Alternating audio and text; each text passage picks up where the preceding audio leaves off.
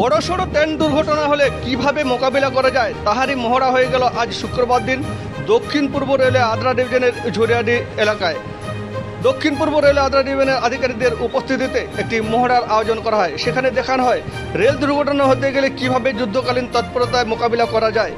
রেলের বিপর্যয় মোকাবিলা দপ্তরের কর্মী ও রেলের আধিকারিকদের উপস্থিতিতে আজ শুক্রবার দিন দক্ষিণ পূর্ব রেলে আদ্রা ডিভিশনের ঝরিয়াডি এলাকায় একটি মহড়ার আয়োজন করা হয়।